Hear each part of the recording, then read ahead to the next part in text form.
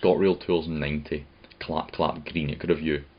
Lost is what we and one random lady felt upon leaving the train station. We looked around for a while before determining that right was the way to go. Down a hill along a cobbled street past the Spoons and many a smaller Big Ben's to something called the Oak Mall. Couldn't get in but soon realised it was under us. Pretty cool realisation. The second floor was completely shut off. Fun story about the Oak Mall that sums up the place truly. They didn't do a Remembrance Silence last year and instead played some pop music. The place has an Argos in it, JD, Primark, Prime, one of the biggest work stores I've ever been in, and disability section and much more.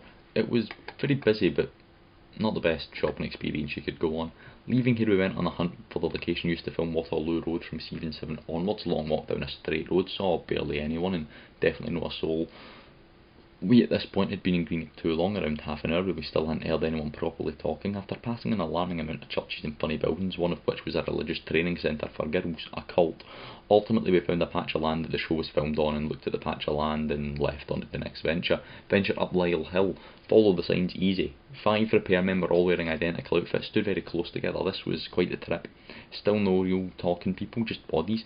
Easiest hill I've ever been up, just follow the pavements. We took a minor step off the path to explore the large areas of grass running parallel right up to the edge and so on.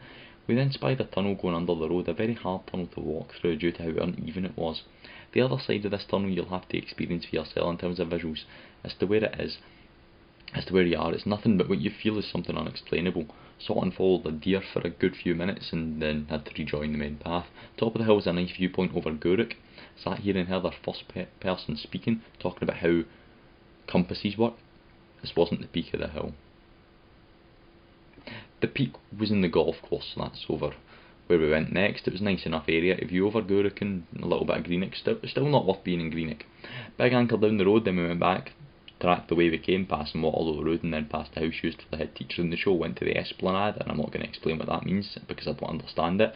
Walked by the water for about half an hour, saw some adorable dogs and then left quickly.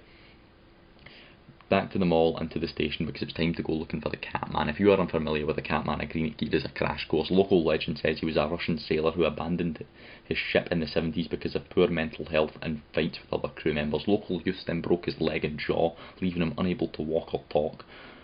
Or talk the talk or walk the walk, you could say. In fact, he earned the nickname as it was said he lived with a group of wild cats and ate rats. He was all black and scared children at night. His eyes also glow. Did I forget that? He had been spotted in the most Scotsman lane, so there's where we went. We didn't find him though, because he's dead.